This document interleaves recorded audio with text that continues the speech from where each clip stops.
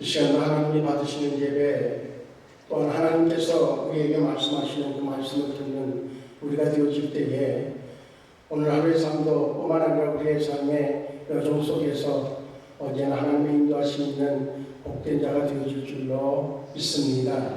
우리 앞에 분들하고 다시 한번 인사합니다. 믿음의 능력이 있습니다. 예수님의 이름의 능력이 있습니다. 하나님의 뜻은 하나님의 때에 하나님의 방법과 하나님의 능력으로 이루어집니다.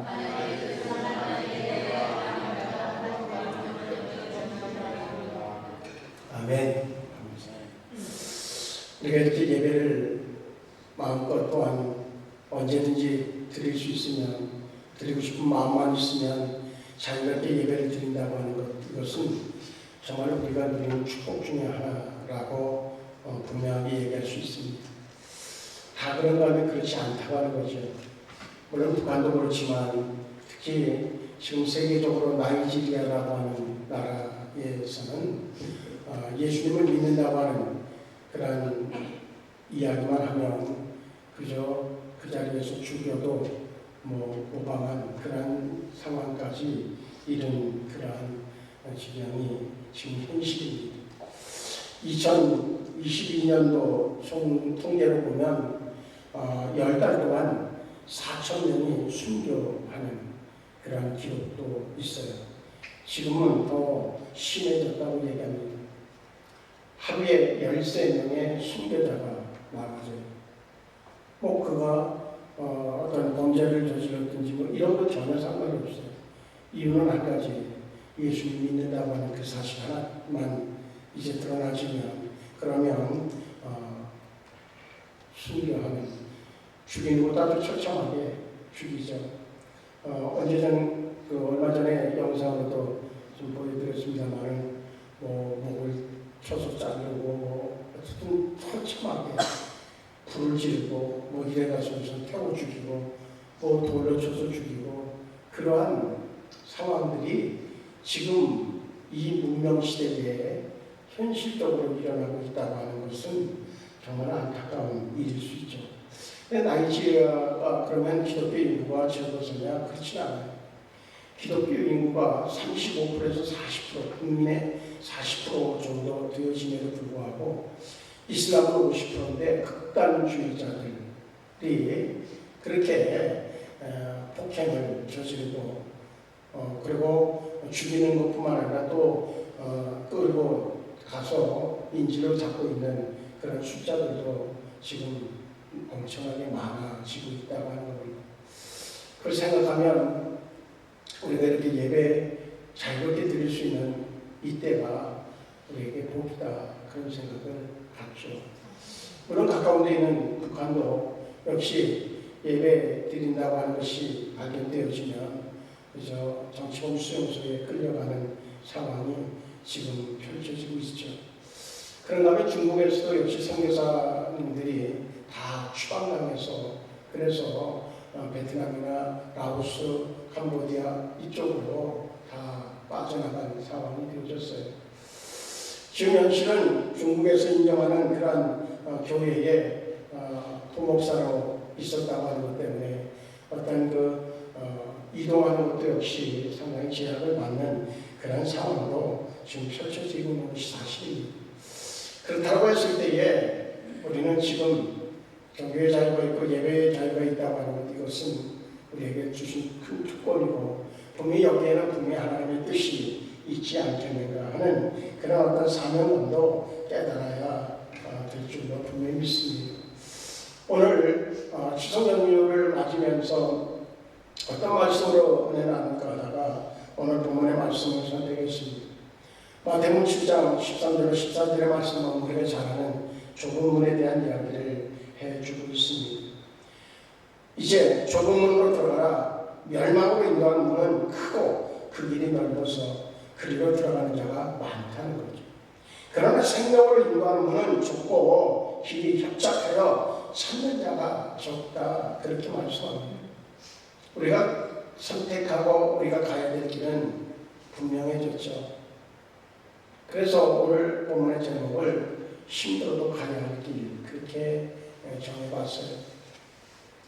그렇게 핍박 가운데 이제 순교의 자리에 도달하는 그런 상황은 아니지만, 그러나 지금 일반 사람들이 보고 있는 기독교에 대한, 교회에 대한 그런 부정적인 그런 시각은 상당히 팽배해지고 있다고 하는 것, 그것은 우리가 다 인정하는 바입니다. 물론 여기에는 두 가지의 이유가 있다고 보여집니다. 하나는 우리가 정말로 소금과 빛의 역할을 감당하지 못하는 그 모습이 자신들과 달라지기를 원하는데 다르지 않다고 하는 사실이 그들에게는 오히려 비난거리로, 그래야 자기들이 믿지 않고 자기들이 정말로 어떤 마음에 생각이 나는 대로 살아가는 그것이 합리화될 수 있기 때문에 하는 비판일 수 있습니다. 또 하나의 측면으로 본다고 하면 이제 마귀 사탄이 집요하게 정말 믿음을 공격하고, 그리고 또 믿음의 사람들이 우리를 넘어뜨리려고 하는 공격이 아주 극심해졌다고 하는 표현이 합당할 수도 있습니다.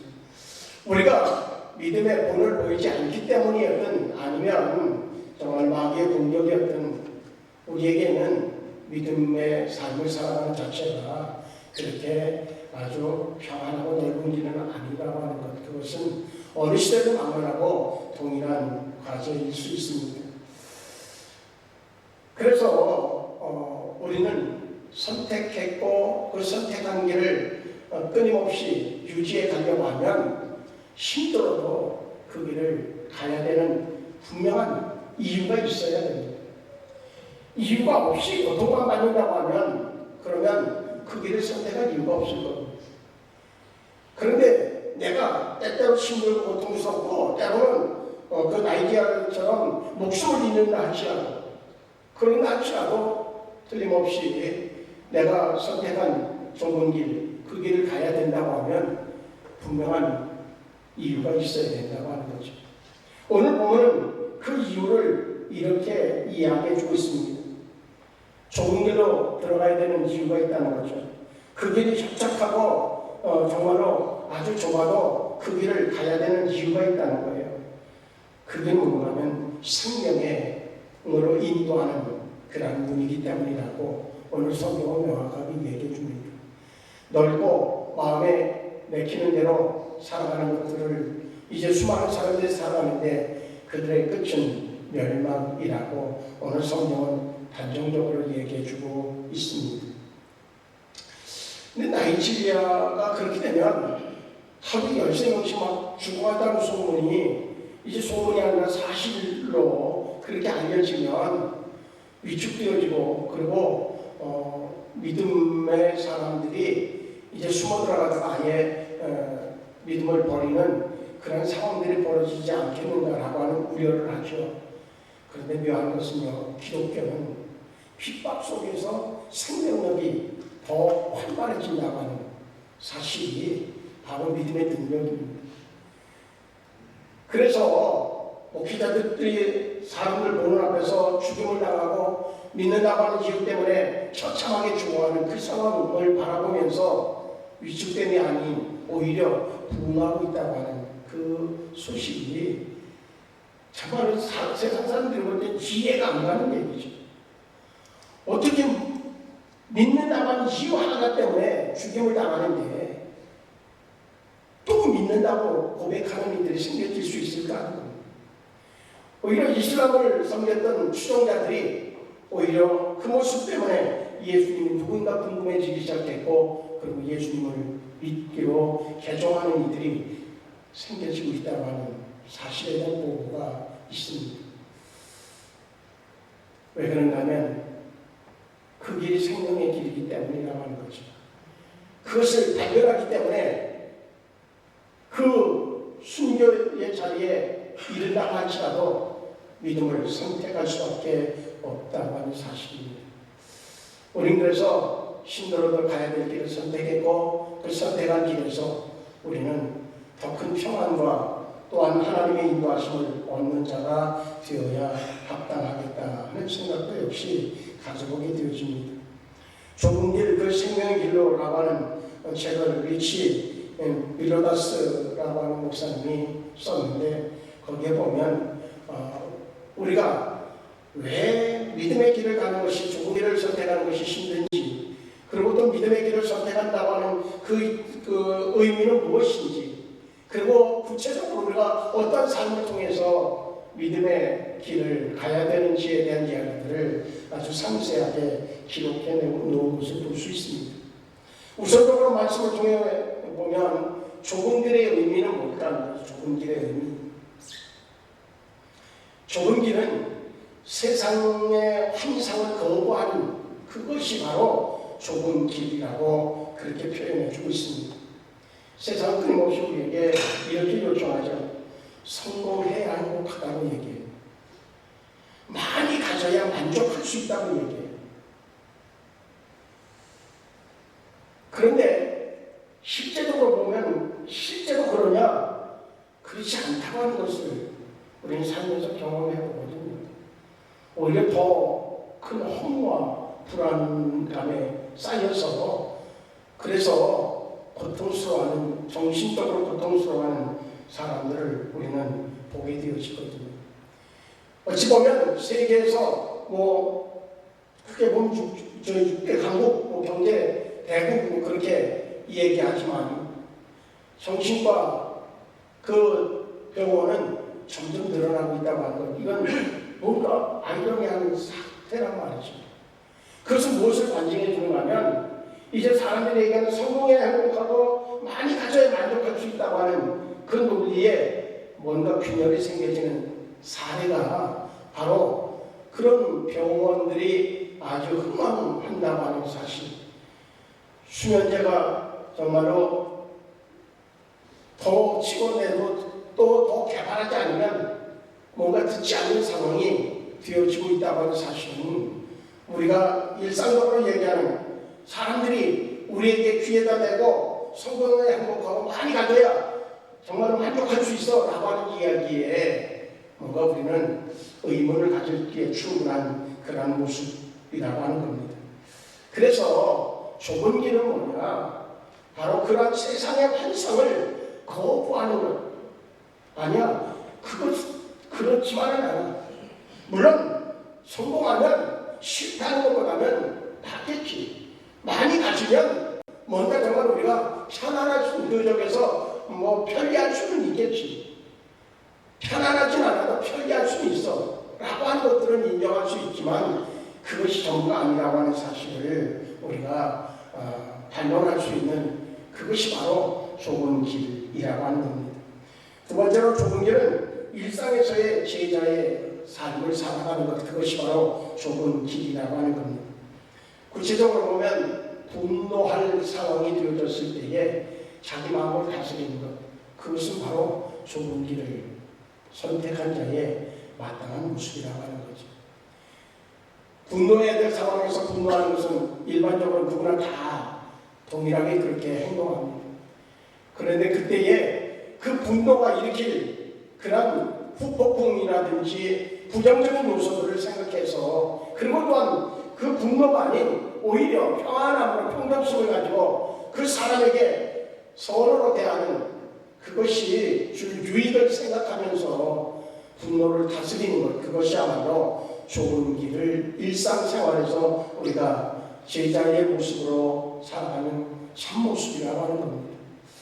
요즘 우리 사회는 아주 격한 그런 흥분 속에서 살아가는 그런 세상이 아닐까 하는 생각을 갖습니다. 조금만 차가 이렇게 해서 앞에 차가 좀 늦게 가는 것 같으면 크락션을 눌러대고, 그러다가 어떻게다가 저기서 앞으로 차가 들어오기 시작하면 브레이크를 밟아가면서 크락션 누르고 욕을 해대고, 뭔가 한순간도 그저 편안하고 자상하고 웃는 모습이 아닌 언제나 찡그리고 격한 모습으로 대하는 그러한 것이 일상화되어진 시대예요.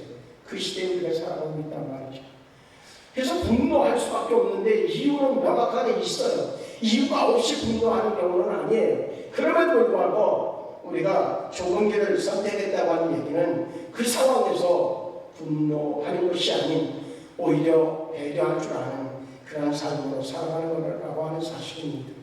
그래서 어떻게 보면 좁은 길을 간다고 하는 것은 바보처럼 산다고 얘기해도 과언은 아닐 겁니다.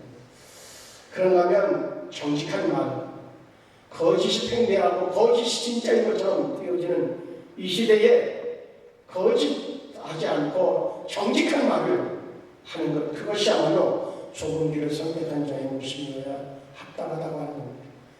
근데 예수님을 믿는다고 그리고 직분이 뭐라고 그렇게 얘기하면서도 여전히 거짓말하는 사람들을 우리는 정말 쉽게 보죠.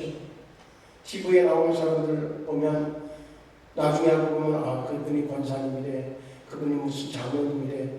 그런데 아주 누가 봐도 거짓말인데 거짓말을 그냥 밥 먹듯 하는 사람들을 우리는 대하게 됩니다.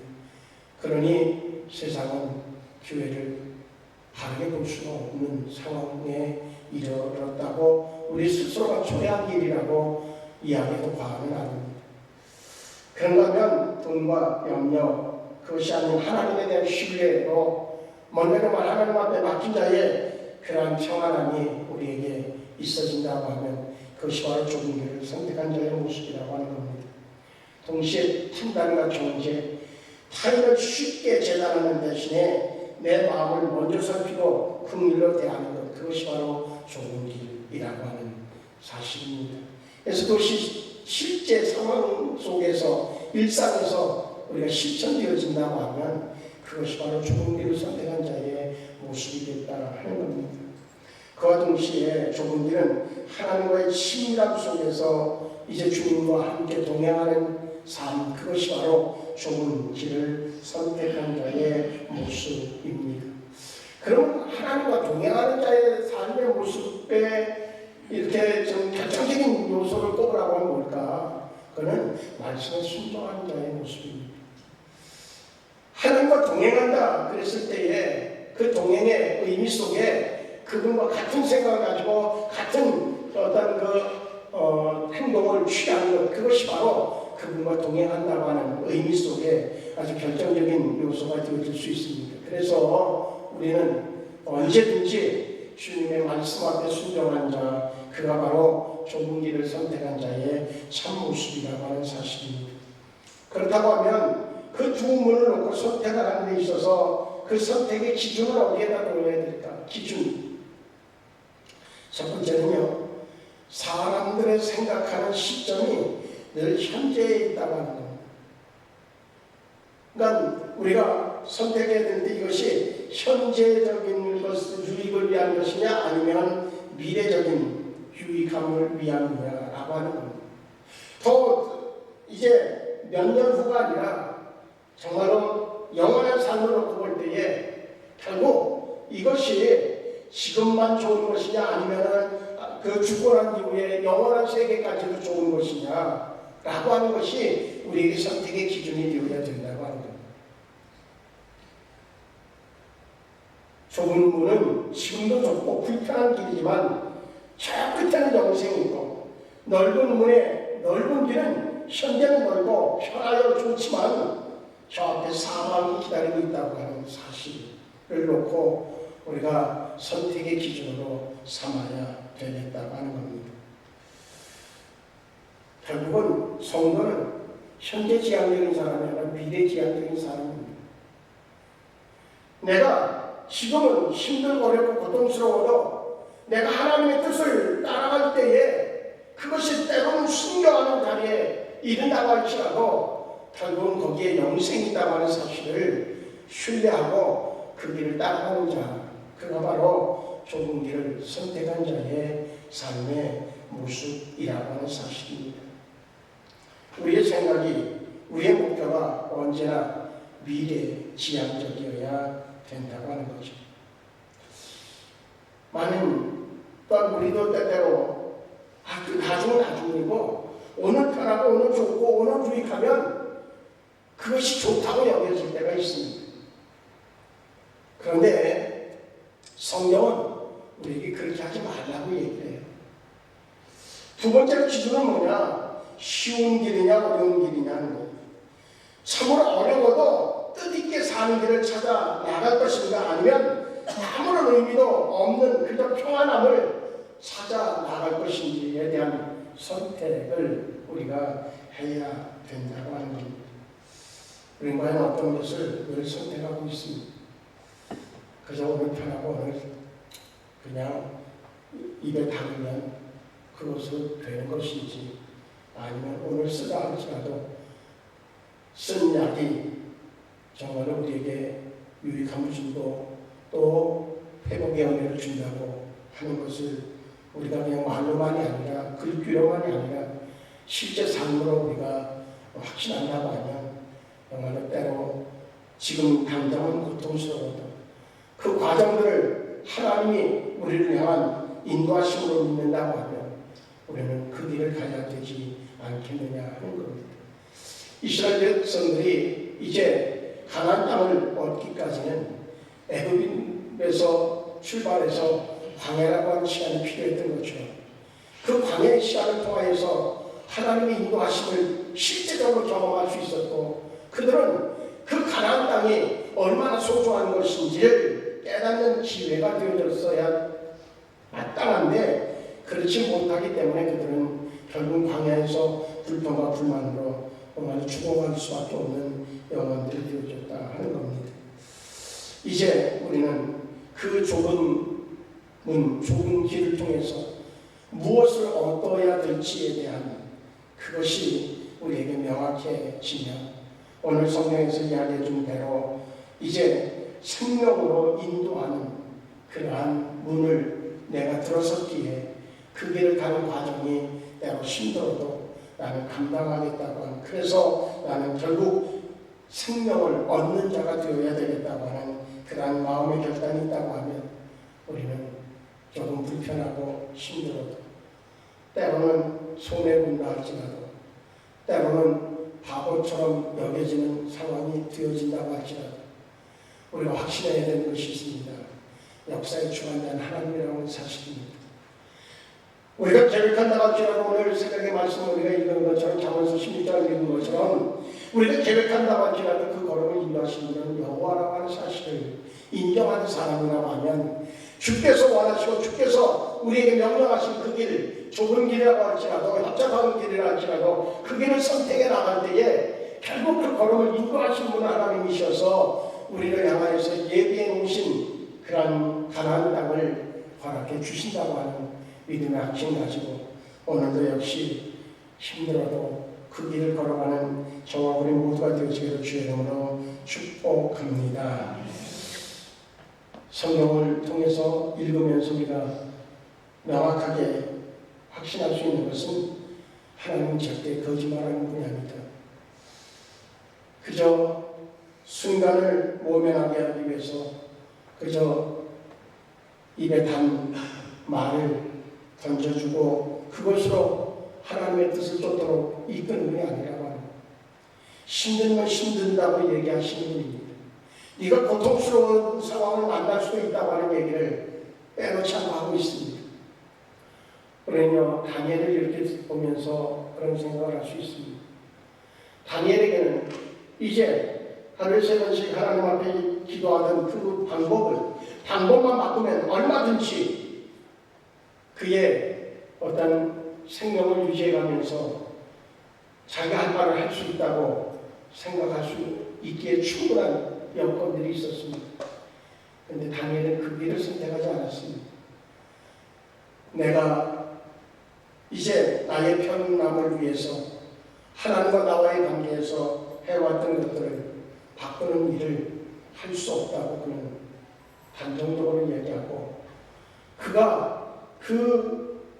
그대로 지금까지 했던 방법대로 그대로 실행을 하면 그는 이제 사장구석에 갇혀서 밥이 되어질 수 있다고 하는 그런 사실을 눈앞에 두고도 그는 그것을 알면서도, 그의 친구들도 역시 불문불 속에 던져질 걸 알면서도 그는 이제 하나님께서 만약에 사자에게 밥이 되도록 내주신다고 할지라도 그래도 나는 내가 하나님과의 관계에서 설정한 그대로 실행하겠다고 그는 아주 어찌 보면 주변의 친구들이 그 상황을 보면서 뭐라고 그랬겠어요? 저기서 맹한 저는 꼭 저래야만 되느냐고, 저래야만 하나님을 좋아하겠느냐고, 저래야 믿는 거냐고, 뭐 별소리 다 해냈을 겁니다. 그를 사랑하는 마음에서 이야기했겠지만 나중에는 증오하는 마음으로까지 그를 저주하는 이도 분명히 있었을 겁니다. 그 얘기를 다 들어가면서도 그 길을 가는 다니엘의 마음이 어땠을까? 아브라함이 백세 얻은 그 아들을 이제 제물로 드리기 위해서 그에게 나무짐을 짓고 그리고 산으로 올라가는 제단으로 올라가는 그의 심정은 어땠을까? 그럼에도 불구하고 그 길을 갔던 이들은 승리했습니다. 요즘 우리는 방법을 찾고 생각하고 그 방법을 달리해서 좀 내가 편안하게 믿을 수 있는 방법들을 선택하는 그러한 유혹을 많이 받고 있습니다. 우리는 거기에 쉽게 동의하고 그리고 바꿔나가는 모습들을 실제적으로 행하고 있습니다. 옳은 것일까 하는 것에 대한 물음은 우리에게 필요합니다. 분명한 것은 힘들기 때문에 편리한 길을 선택한다고 하면 결국은 조금씩 내주다가 완전히 자리를 내줄 수밖에 없을 겁니다. 마귀는 처음부터 우리의 자리를 한꺼번에 빼앗지 않습니다. 야금야금 바람을 하나 들여놨다가 이제 엉덩이 하나 집어넣었다가 그랬다가 이제 여기서 두 발집어 놓고 그러다가 아예 주저앉게 되어지죠. 그러다 보면 밀려나는 것은 우리가 밀려나게 되어져요. 하나하나를 우리가 그런 관점에서 바라보면서 끝까지 지켜내야 될 것은 무엇인가 깊이 생각하고 힘들어도 가야 할 길을 가는 우리 모두가 되어진다고 하면 이번 추석 연휴 기간에도 역시 우리는 때로 왜 나만 고생해야 되는지, 왜 나만 이렇게 땀을 흘려야 되고 다들 그저 저렇게 본고지막에 앉아서 그저 이야기나 해가면서 주는 것만 받아먹는 그 모습이 얄밉기도 하겠지만 그런데 그것을 통해서 우리가 또 정말 믿는 자의 모습을 보여줄 수 있는 하나의 방법이라고 하면 그 길을 감사함으로 감당해 나가는 그것도 역시 우리에게 좁은 길을 선택한 자의 모습이겠다 하는 생각을 가져봅니다. 아무쪼록 우리의 삶의 현장에서 하나하나 생각하고 행동하고 말하고 그것이 이제 반복되어졌을 때에 그 모습 속에서 누군가가 보고 정말 저 모습이 진짜라고 여겨지면 그의 발도 이 성전을 향해 오게 되어질 줄로 믿습니다. 주님 앞에 오게 될 줄로 믿습니다.